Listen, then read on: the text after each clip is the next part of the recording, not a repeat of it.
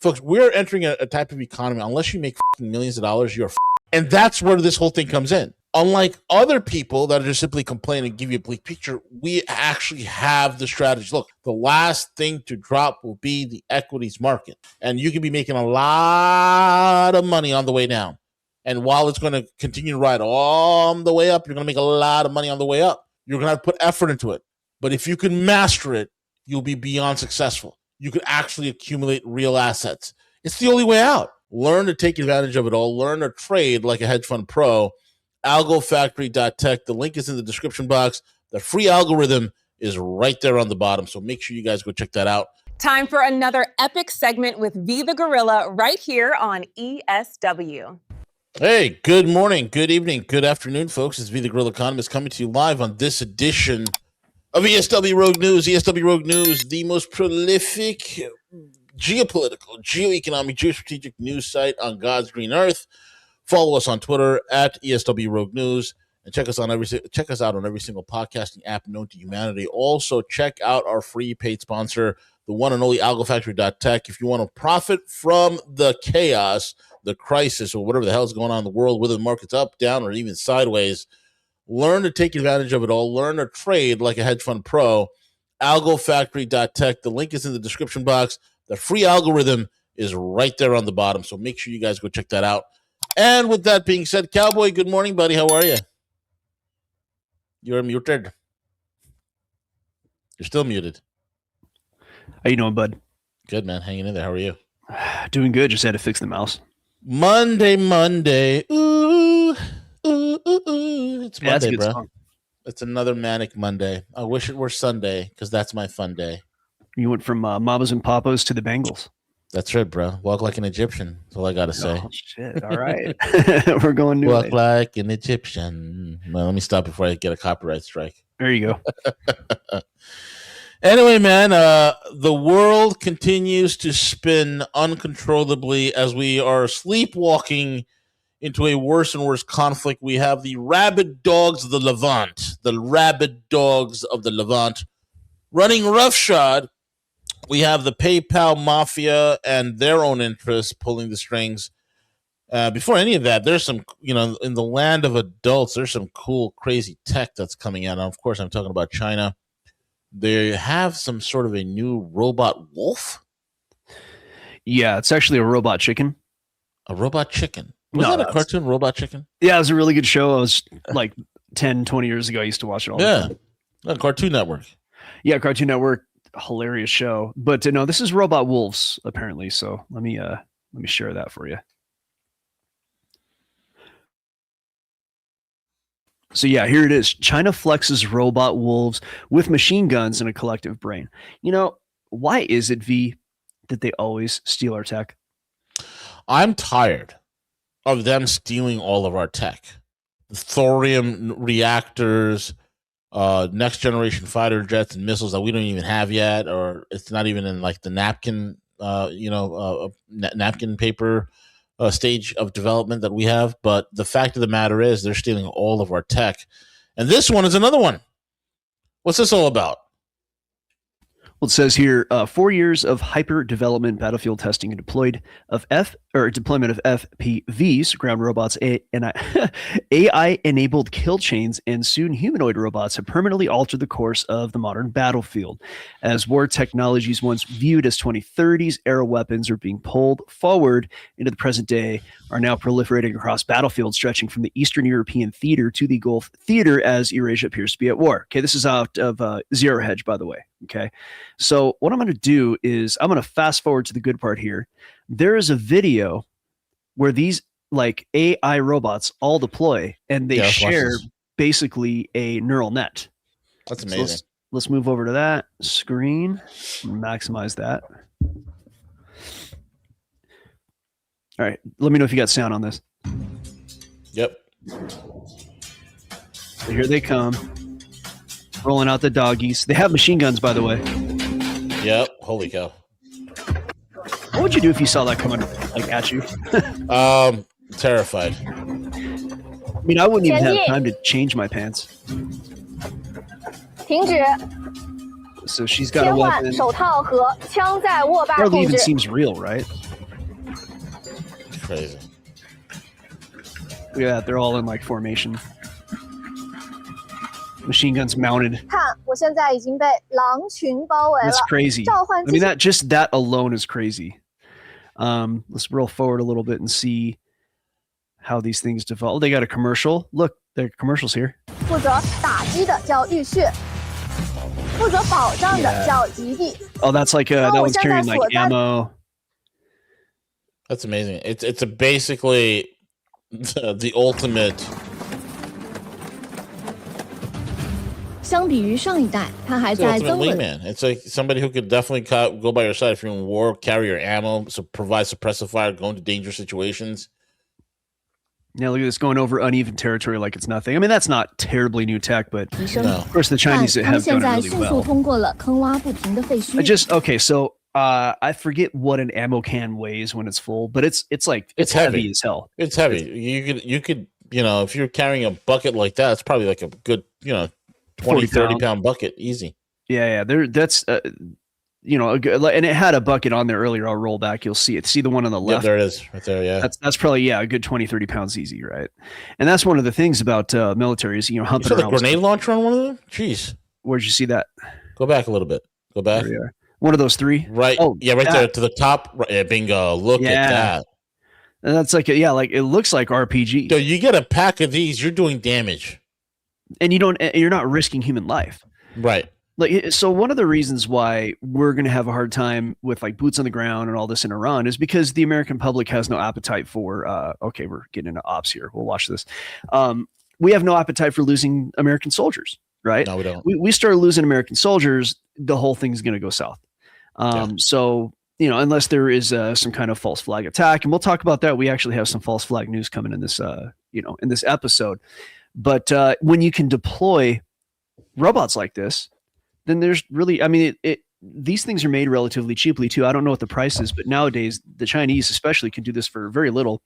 Yes. Certainly not certainly, but I bet you it's less to make one of these once they're fully up and running manufacturing than it is to train a soldier. Yeah. Almost guarantee it. You got to Yep. put a soldier through basic. You got to feed them. You got to give them ammo. They got to train with the ammo. Like this is the future. China's already there. Let's watch operational. 机器狼能在山地斜坡冲锋 Look at that. 也能在城市废墟 Battering 上 ram. 真正实现无死角 Propelled 作 from the 战。 battering ram. This is like a bad movie or like a scary This is movie. a horror movie. Oh crap. Here it This comes. is like that game. You ever played 不仅 Metal 如 Gear? 此，他们还 No, 能 I 协 never 同 played 决 Metal 策 Gear. ，Dude, 机器狼 masterpiece. 实 Metal Gear 时 Sons of 传递 Liberty. 信 Holy 息 cow. 形成 I 共 used to 享 play a 视野 lot 大 and then I 脑 just stopped 自动协作 completely because I 共同判 love to 断 play 一 games. 起 I don't 行 have 动 time for it. 此时抵 Look at 达 that. 目标区 Little 域 obstacle 后，两 course. 只暗影机器 Let's 狼 see if we 协 got 同 more 构 like. 建。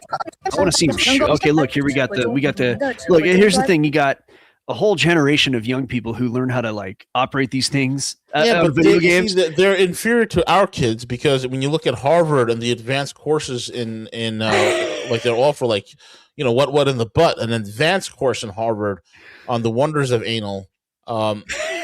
These poor Chinese kids, they don't stand a chance because they're a bunch of peasants. Yeah. They live in rice paddies and stuff. Right.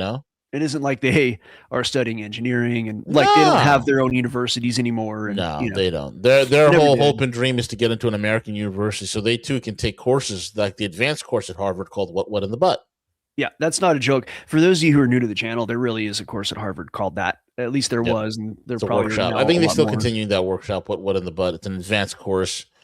You get that. That's like that. You can't graduate without taking that course. You know what I'm saying? Yeah, the professor it- gives you your final exam. Yeah, exactly. Literally, Personally. it's a practical exam. It's not a theory. It's a practical. And, Is there any oral in that exam? No. Just anal. That's it. Oh, Yeah, just anal. okay. And then it was all euphemism up until then. We could have gotten away with it, V. What? All right, let's watch this. 三连屏指挥终端是机器狼群的指挥作 I 战 have it 室 set，up on my 能 screen. 够 like 实时 that. 收集前方信息，统一调配。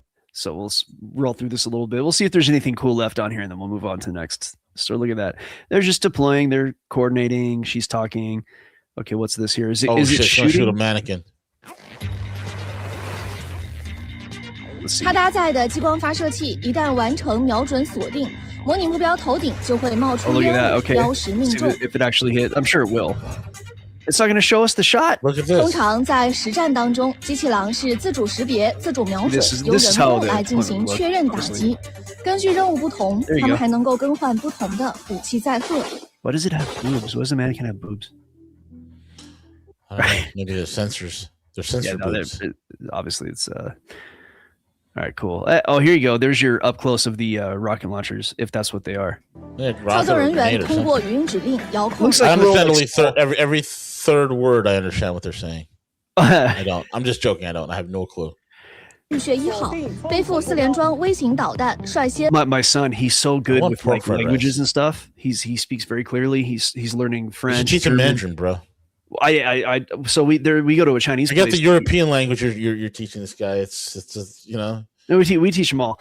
Mostly he knows Serbian because his heritage, but and I started teaching him some Italian just over the weekend, both the kids.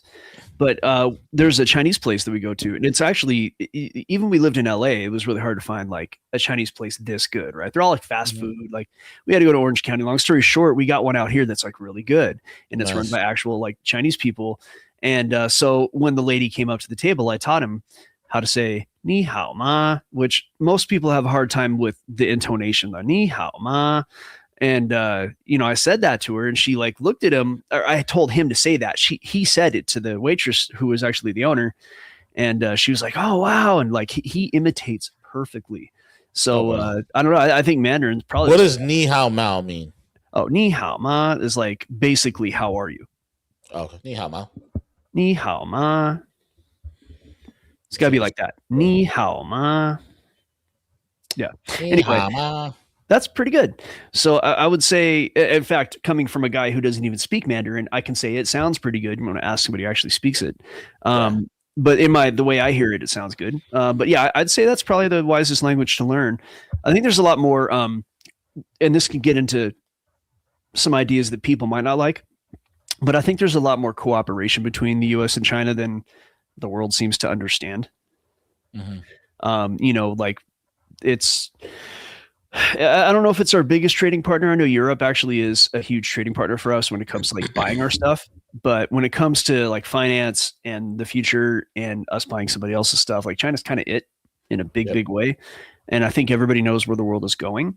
And if you look at the conflict in Iran right now, you'll notice that the Chinese ships are going through, right? Yeah, absolutely. They're getting their oil. Yep. And Iran, we got that news last week that Iran's like, okay, we'll let China, like any ship that wants to pay in yuan. In yuan. Yeah. Correct. And you're gonna get a free pass. You're gonna walk right through, no issues, no whatsoever. You want to play in dollars, you're gonna enter a war zone. It's a key strategic point, and it was a huge test, and it was a proof to the world. The world's like now is like they're like, okay, what is the point of paying in dollars? Oh, it's the full might of the U.S. Navy. Well, how's that looking these days? It's not looking too good, is it? I mean, can somebody ask me why the USS Gerald Ford did like a 90-degree turn and got the hell out of Dodge? Like, who the hell does that, right? Steaming all the way back to the Greek islands because a laundry room got on fire, supposedly. No, these are hits. And there's a reason why the U.S. Navy is staying miles away from this. And I think a lot of this is rhetoric when they're talking about, we're going to take Karg Island. You're going to get blown to bits. Like, who's going to send troops into that type of suicide mission? It's craziness, So it's not looking too good, bruv. It's not looking too good. If you're all about, the dollar is world reserve currency, it's not looking too good, bruv. It's not looking too good at all. And honestly speaking, it's like we're at a month already with this whole war nonsense, right? We're at a month. And what that month has shown the entire planet is the absolute abject failure of U.S. strategic thinking when it comes to taking on a country that has some sort of a wherewithal to fight back strategically and win. It's a big problem. And it's amazing to me how people see us this way now. It's a different ballgame. People finally see that the emperor has no clothes.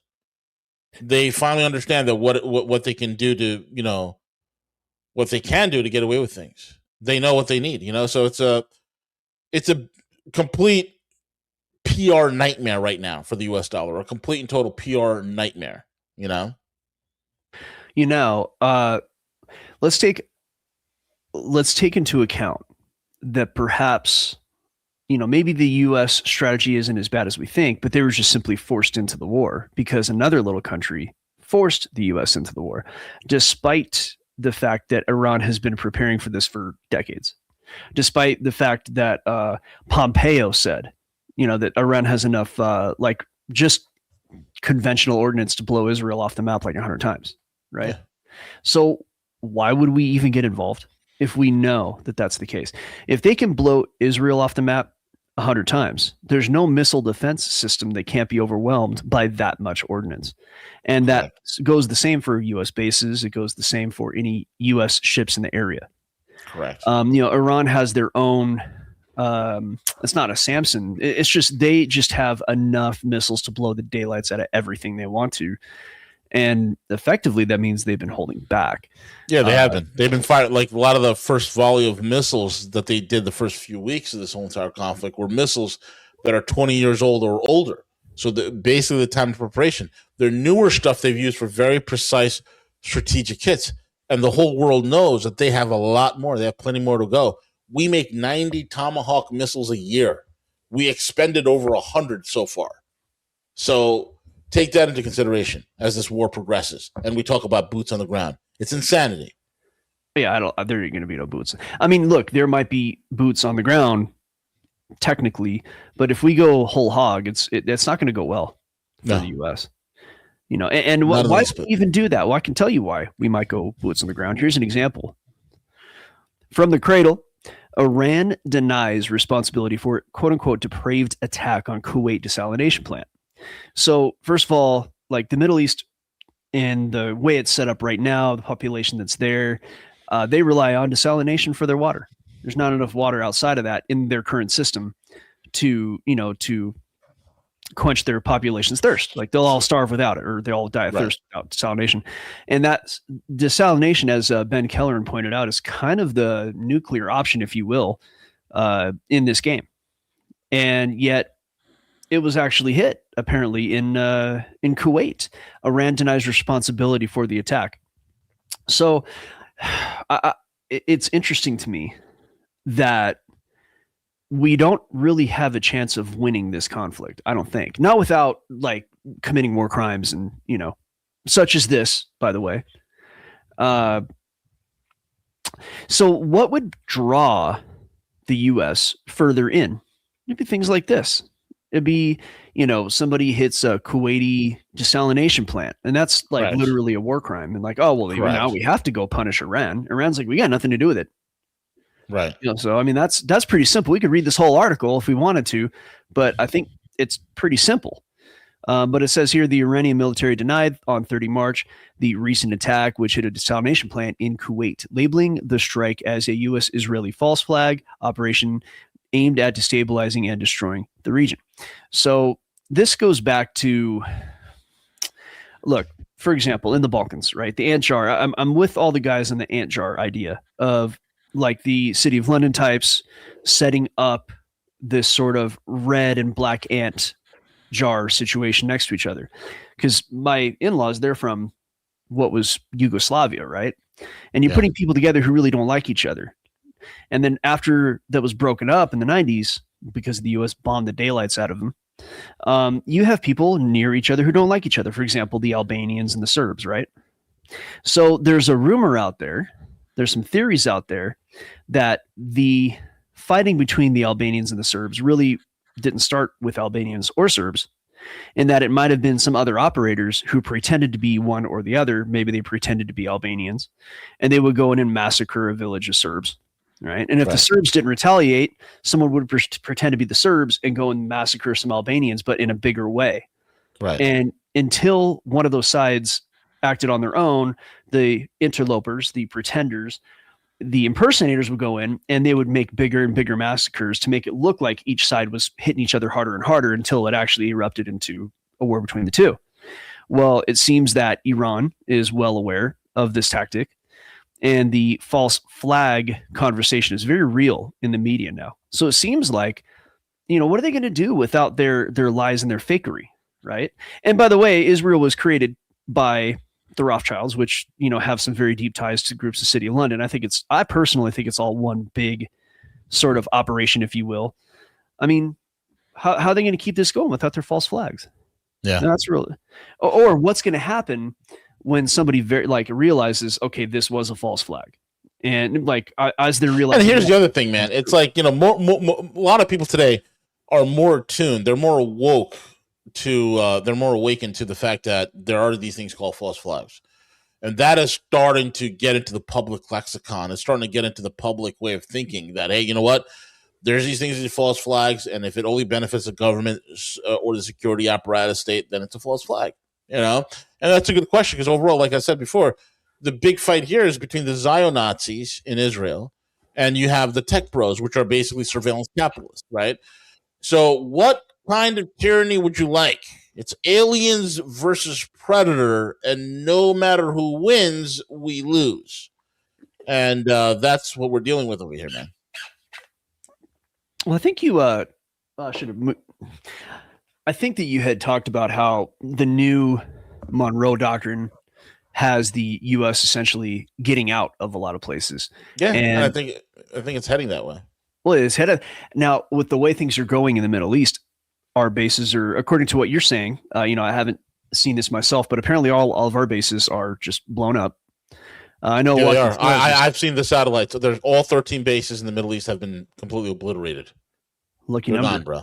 Yeah, that's public now. That's why it's not even safe for us to even use it. They've been taken out of play. That's why we're not doing anything. You know, that's why we can't stage anything anywhere. The only thing we're trying to go for is a World War II style amphibious assault. Like you have your aircraft carrier battle groups, right, with some of the most advanced air defense Aegis radar systems, right? And they're hightailing it out. They're staying like 1,000 kilometers out into sea, and your bases are gone. You can't stage anywhere. So your best course of action is to do what? Take 2,000, 5,000 troops and try to go hit Carg Island. You can hit Carg Island. They're waiting for you. It's a meat grinder, and the Iranians know what they're playing with.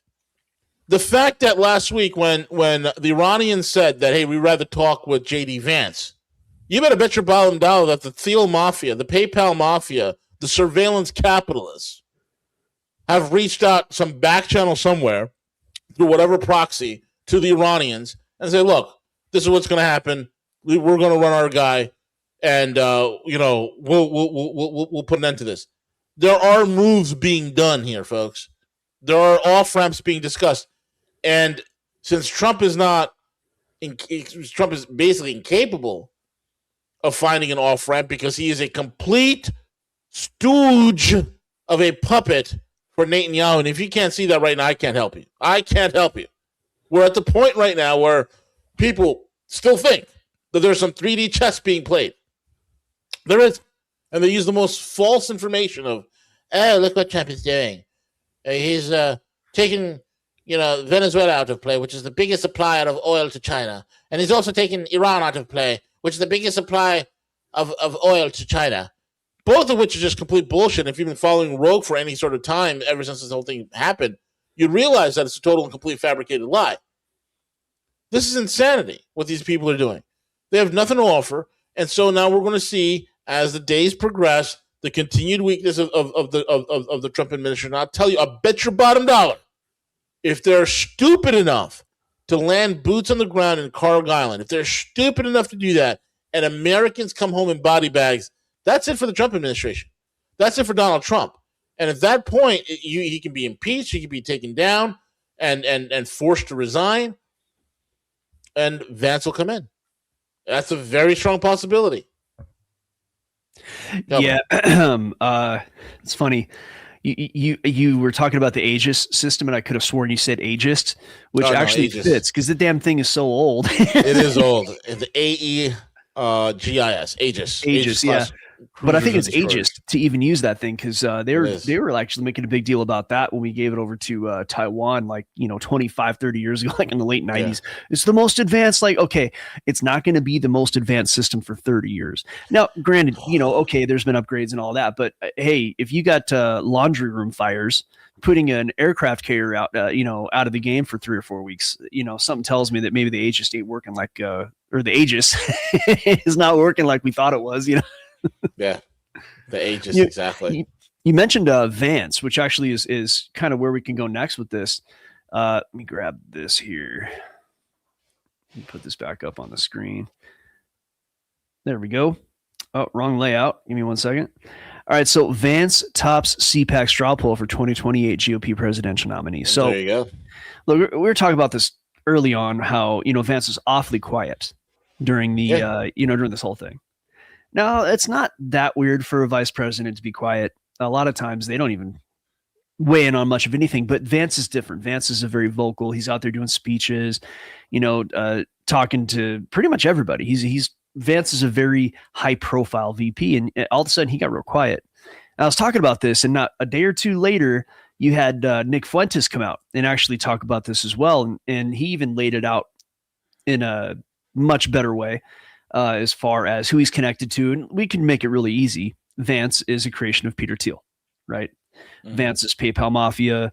And basically you have sort of two groups vying for the presidential race on the conservative side for 2028. Now, not the side I would want to be on in that case, given how things are going.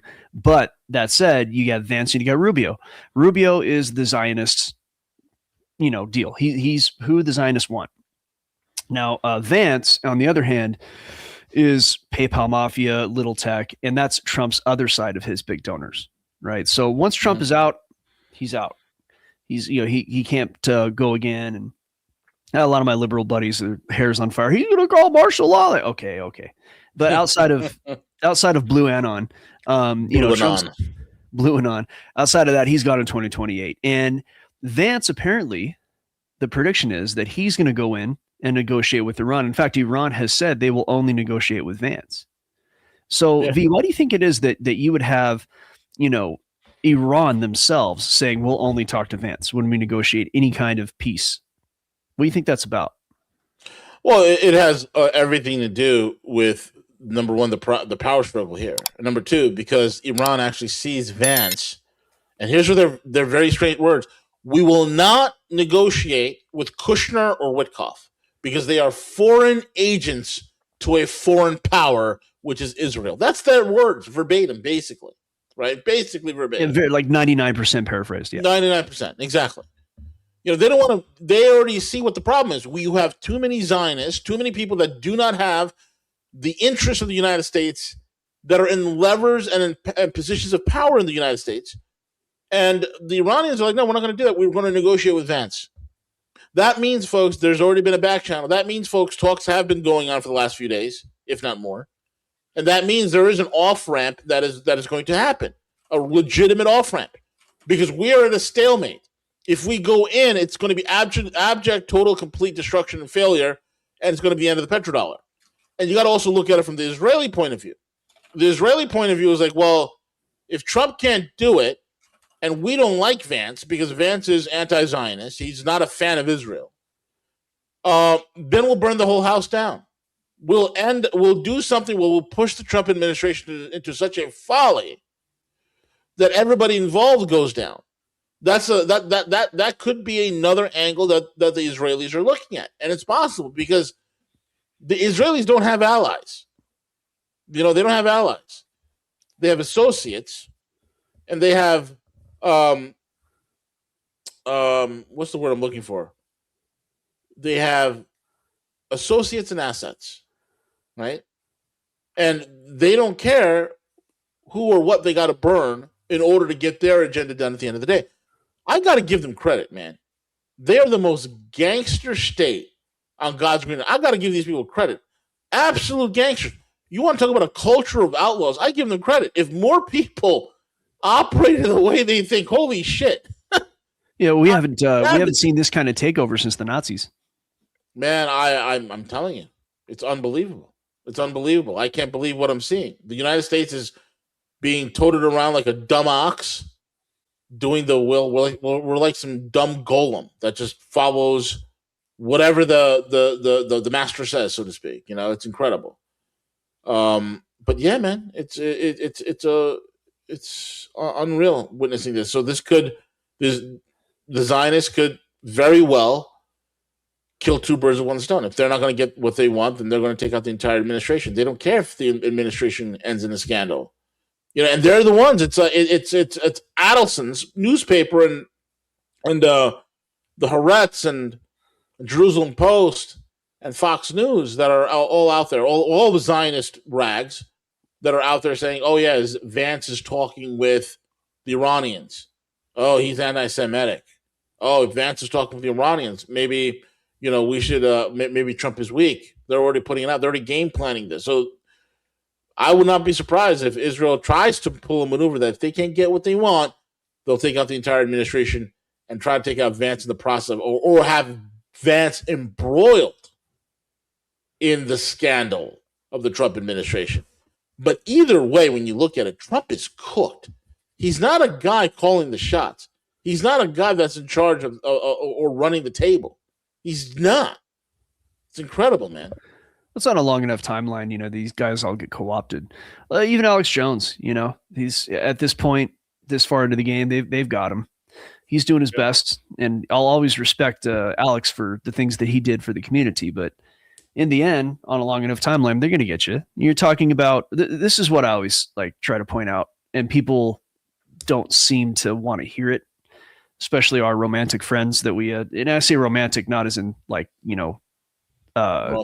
romance. I mean romantic with a mentality of somebody is good, and some of the leaders are still good and they can save us. That's romantic, right? It's not classical, it's not functional. But the reality is, a guy like Trump, I mean, Joe Kent said it. Joe Kent has his own agenda, but he did say it in everything but the exact words of they're threatening Trump's family.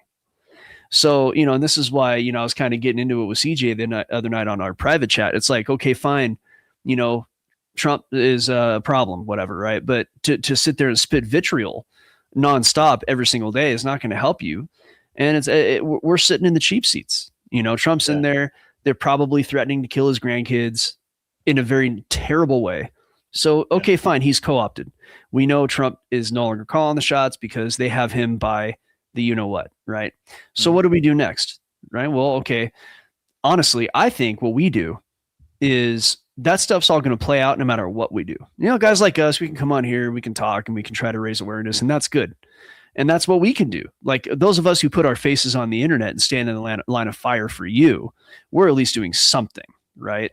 On top of that, though, I think the best thing we can do is either plan to fight or plan to leave. Right. And fighting can mean a lot of different things. I'm not saying we need to invoke violence. I'm just saying the only way you're going to make it through here is if you have your finances and, quite frankly, your preps ready. I don't mean go live in the woods. I'm not talking about that. I'm talking about how are you going to get through if the dollar completely goes away or inflates to oblivion? How are you going to make it through? What are your assets? You know what I mean? Now, V, I know you're the kind of guy who talks about fighting, maybe another passport, going to go live somewhere, move to China, move to Russia, which all sounds really good. It's actually a little more complex than that, especially if we are become an enemy to China and Russia because we started World War III, then you're not going anywhere. So if you're going to secure your assets and you're going to try to make it through, what would you do, V?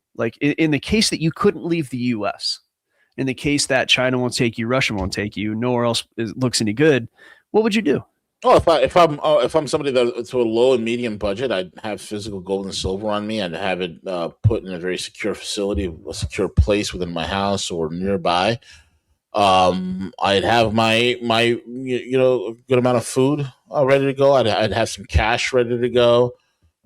These are basic preps, water filtration systems, things of that sort. If I have of medium to high means, I would have some precious metals vaulted. I'd probably have some transactional cryptocurrencies that are solid. I'd have secondary. I'd have some sort of secondary jurisdiction I can get to, maybe a secondary location within the country, maybe more a remote location. And if I'm ultra high net worth, I'd have a complete, I'd have one, maybe two different passports. I'd have offshore banking in like Singapore or Hong Kong or Switzerland or whatever. But either way, there's a way for you guys to get set up with that, and in fact, we'll be launching a program that will assist people on every single level, from the lowest of the low to the highest of the high, just to get your preps in place. So we'll have that up and running very soon. Very soon. Yeah, it's we got lots of ways to put yourself in the position to afford such things. Obviously, we talked about Algo Factory, and we links in the description for that. I've got we're gonna have what I don't want to say his last name. Wants to come on. What's that? He wants to come on. Yeah, he wants to come on. We got Singleton wants to come on. Yeah, for sure. We got to get him on because he's always like very brilliant in finding ways to make money. And you can take that money and put it into what you want to do. You can put it into passports, preps, whatever your way of preparing is. We're also going to have an Algo Factory member come on, and who actually he came in. He had his Algo built within like a month. I mean, he just worked on it really hard. It took him a few months to actually forward test it. But now what he did was he paid $37 and went to a proprietary desk. Yeah. And then he basically traded for a few days to pass their test, and they gave him a $10,000 allocation. So basically he has $10,000 of somebody else's money to trade. All it took was a few months at Algo Factory and $37, and he was able to do that. So, he's going to come on and talk to us as well here on Rogue to show how that's done. And it's so funny. We got, 70, 80 people in Algo Factory, and everybody wants to learn how to trade. They think they're going to get rich quick. It's not that way. It's work, but it can be done pretty fast. It's not going to make you rich, but it's going to give you the opportunity. Well, I don't know. I mean, maybe it will make you rich. It's not that it can't, but for most people, it's just more income. Right. And it's not something that's going to take up your whole week either. You can do it in 3 hours a week. And here's the thing. We can sit here and complain about this and that and Vance and Trump and Iran and Israel and all these, we can sit here and bloviate about it all day long. Is that making you any money? No, I don't want to say it. It's right. It doesn't, but I don't want to say it's all about making money. It isn't. But what it is about, it's getting yourself protected and in the position to be able to weather whatever's coming. And we didn't even know what that is. So you guys gotta dig in. We're gonna have some more stuff about that. But we got back to the story here. See if we can put this back on the screen. It seems that Little Tech must have some pull in CPAC, because it says Vance tops CPAC straw poll for 2028 GOP presidential, right? So if you think about it this way, first of all, a vice president is always going to be your best bet in that game, right? But you had Vance do a few things. He went to Israel, but didn't go visit the wall at Fort Antonia, which is a Roman fort. They call it the Wailing Wall, and they act like it's part of their history. And it is, but just not in the way they say. He went to, what did he go? Did he go to the Holy Sepulchre? Is that where Vance went when he visited? So he went to the Holy Sepulchre. He didn't go to the humping wall of the Fort Antonia wall of humping. Right. He didn't do that. He went to the and also he got in front of Europe and had a pretty big speech about their lack of freedom. And so he's been putting himself in a position. Right. Now, is he real? Is it fake? I don't know. I don't care. It is what it is. We're not here to say, is this kayfabe? Is it not kayfabe? We're here. Look, at the end of the day, these are all theater kids. Like the whole Kash Patel leaked FBI videos. Have you seen that? No. Spider Cash, the Master Goon Man. Let me see if I can find that. The one where he's oh my God, it's incredible. Is it him though? Is that real? It's him, man. It's him. See if I can find that. Is that okay? Where is it?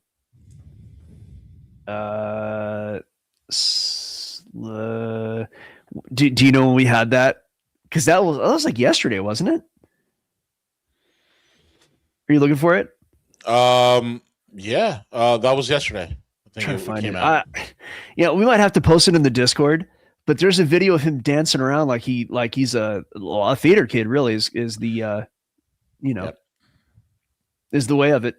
He's dancing around when it comes to like masculinity or the lack thereof, he's dancing around at a level of like Macron in the 80s. Yes. You know what I'm saying? I'm being very delicate here, which I don't really need to be. Anyway, here it is. I got it. Okay. This is going back a couple days. Give me a second. We'll pull this up. Now, for the record, I don't know that this really is or is not Kash Patel. Okay. It all looks a lot like him. I'll put it that way. Okay. Is this Kash? I don't know, but we're going to play it. So here we go.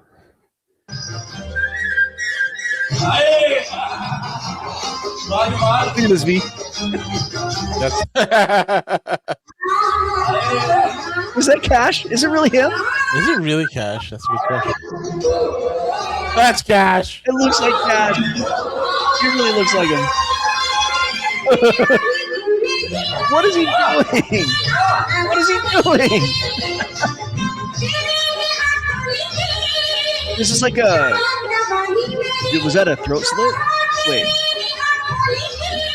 What is, oh my gosh. I mean, obviously this is like a cultural music thing, but I'm pretty sure that whatever that is like a female dance, right? It's got to be. Yeah. Oh, Kash.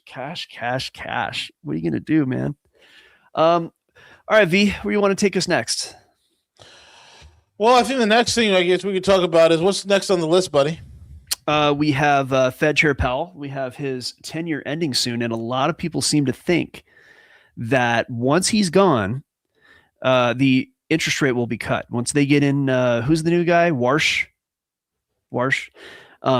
Yeah, you know, Warsh.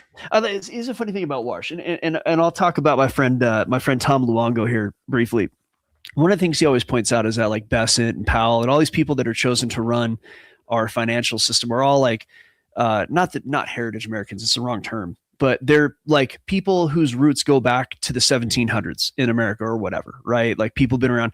And so like, I don't know, V, if you've heard Tom say these things, but Tom will say things like, oh yeah, well, he's been an American since the revolution. His family's been here that long. And maybe that matters. Maybe it doesn't. Well, okay. If we're trusting plans, then the new guy, Kevin Warsh, doesn't fit that. In fact, I think Kevin Warsh is on the Zionist side of things, isn't he? Major, I think he is. I think he actually is a member of the tribe, or he's a huge Zionist. So if we are trusting plans, Trump's going to put him on. Yes. If we're trusting plans, because I'm playing 5D chess here, guys. I'm playing 5D chess. It's going to be tremendous. If we're trusting plans, then and if those plans have to do with who's been put in these positions going back to centuries old America, well, that particular theory is no longer here. But I think that V, you said it earlier, and this is, I think, what we can take from this. Powell has been holding rates steady, and Trump has been either upset about it or pretending to be so. And I'll make room for the kayfabe. It's fine. It's honestly, I don't think anybody's going to want to buy our debt if we cut the rates. I think holding the rates where they are is like almost necessary at this point. Yeah, I don't think Trump gives a rat's ass about the middle class, and I'll tell you why. Number one, the moves that he's doing to prevent the lowering of reducing the cost of housing. He hasn't done jack shit to do that, right? That's number one.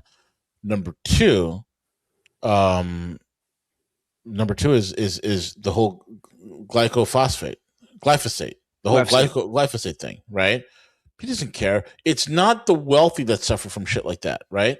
Because they can afford to get the best of the best of the best. It's the average everyday person. It's our families that get affected by stuff like glyphosate. It's our families and our people that they get affected with an affordability crisis. You can't afford a home. I got cousins of mine, millennials and Gen X, whatnot. They can't afford to buy a house because it's retardedly expensive. It's stupid, and he doesn't give a rat's right? He goes, "Oh, we got to save the boomers." No, it's not really the boomers. It's Wall Street. It's the finance class. It's BlackRock. It's all these guys that are making tons of money off the value of these mortgage-backed securities. That's it. That's the only reason why housing prices are not coming down. We're entering a type of economy. Unless you make fucking millions of dollars, you're fucked. Unless you're making a lot of money, right? Hundreds of thousands of dollars and living in an affordable area of the country, or you're making millions. It's looking pretty bleak out there. It's not looking good, bruv. It's not looking good. But here's the thing: we have a pretty good understanding of where things might go, right. And that's where this whole thing comes in. It's like, unlike other people that are just simply complaining and give you a bleak picture, we actually have the strategy. Look, I can't begin to tell you guys enough. Okay, if you can learn to trade the equity markets, if you can learn how to you teach a man to fish. If you teach a man to fish, okay, you give a man a fish. Yeah, if you give a man a fish, he eats for a day. You teach a man to fish, he eats for a lifetime. It's the same thing with trading. If you can learn this, the last shoe to drop, I keep saying this since day one, since I came on the scene, the last thing to drop will be the equities market. It's the last shoe to drop. And you can be making a lot of money on the way down. And while it's going to continue to ride all the way up, you're going to make a lot of money on the way up. You can make a lot of money in the turn. It's not the easiest thing you're going to do. You're going to have to put effort into it. But if you can master it, you'll be beyond successful. You can actually accumulate real assets. It's the only way out. I'm sorry, guys. The only way out is not the easiest way out, but it is the only way out. It's the only way for you to stay on top of inflation, right? You could be a victim of how the equity market moves, whether it moves up or down or whatnot, or you could take advantage of it and knock out 20, 30, 40, 50% profit over the course of a year. It's incredible. Yeah, and nothing's guaranteed, but we got guys who are doing better than that. Absolutely. But, and we got a bunch of guys who aren't doing anything because they just don't want to put in the work. And this is the reality of making money at any point. Like, for example, we have a comment, and there's a guy who follows us. He asked me to ask you, V, specifically. He said, well, he just said it to you. He said, V, tell us how to make money is kind of what he said. He said it in a lot smarter words than that. He's like, tell us how to diversify and this, and that, and the other. I'm like, I mean, I don't think we really are that diversified. I don't have a bunch of money in equities. Do you? No. In fact, the only money that I have sitting anywhere is going to be in, at this point, real estate and precious metals to speak of. I got some collectibles. I have some collectible comics, and, things like that. But aside from that, that's it. I'm not and he also asked, okay, he says, you work with a lot of upper crust people. This is kind of his, I could read the comment, but I just saw it a few hours ago. So you work with a lot of upper crust people. Tell us how to work your way up that ladder. And that there's no ladder. Like, there are two things that people can do. If you want to make money on investment, right? Just simple investment, it's not a fast thing. You gotta pick the right horses, and you kind of have to hope they win. And there, even if you're a trader such as myself, TRADER, we still have to do that. Like, I got to take my wins and put them in a place that's going to grow. So I still have to think from an investment standpoint.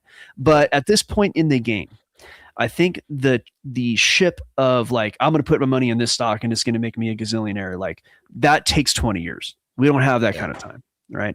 So that like diversification and all the stuff that your boomer grandpa does, that's not, I don't think, going to help you in the next 5 years of what's going to happen.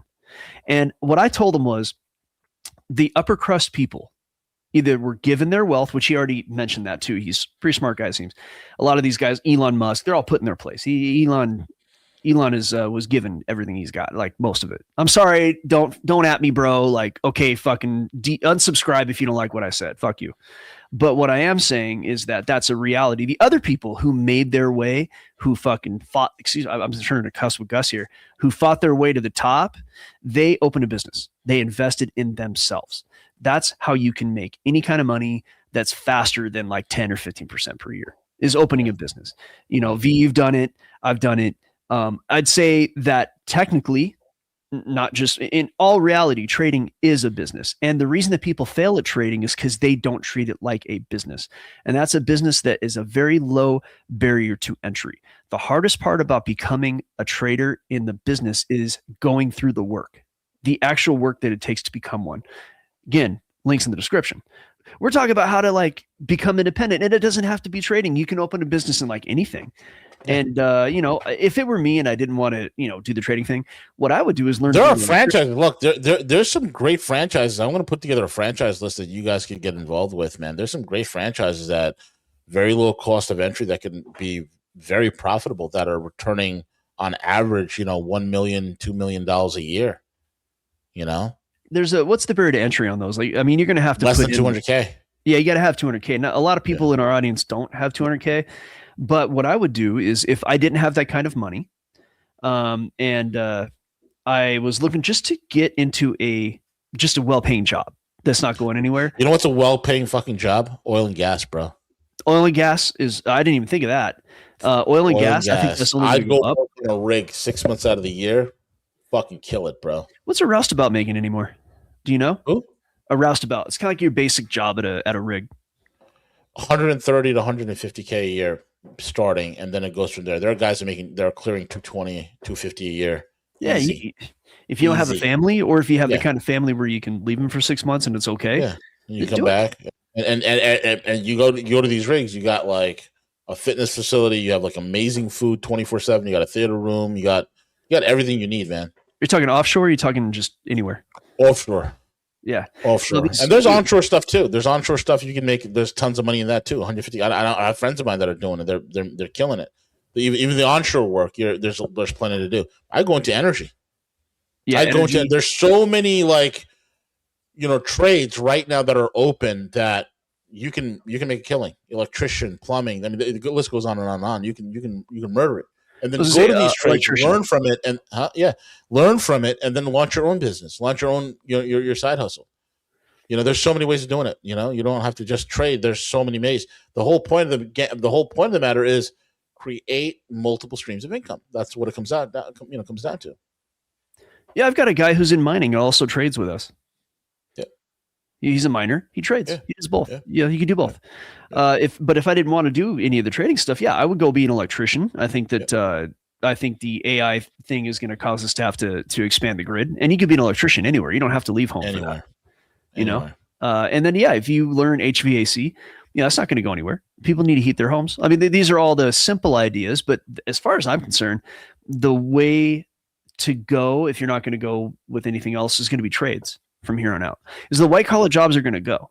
Vela said it on the last program. The new tech, the AI, those things, they're going to take our jobs, whatever. That's probably going to happen in like 10, 20 years.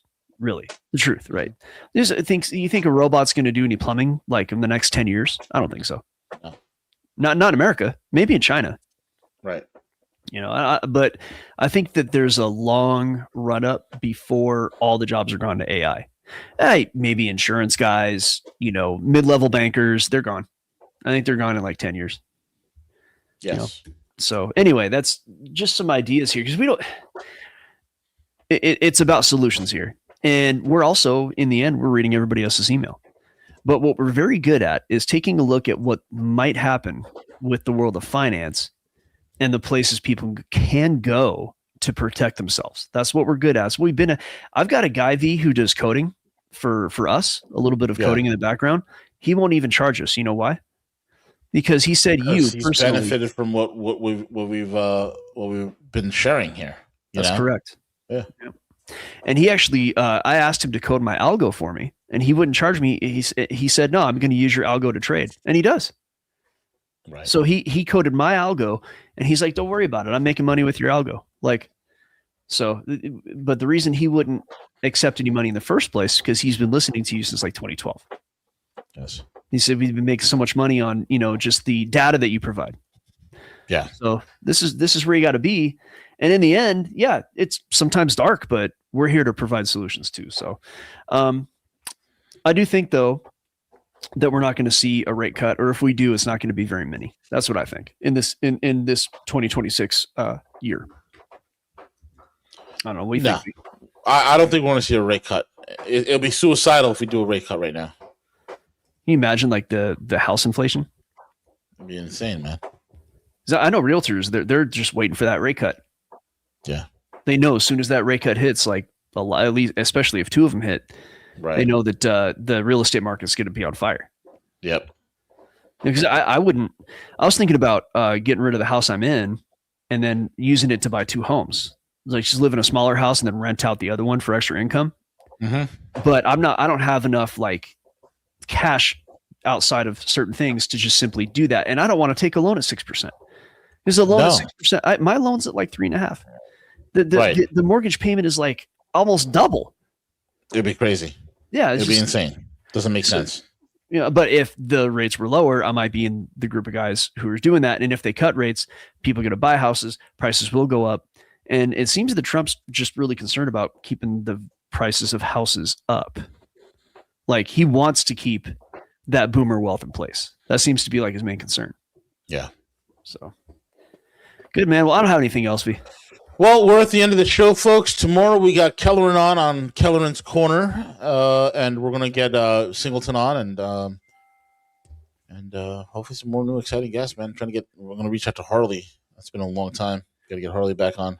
Singleton. Yep, and Singleton, and everybody else. And with that being said, we're at the end of the show. Take it away, Cowboy.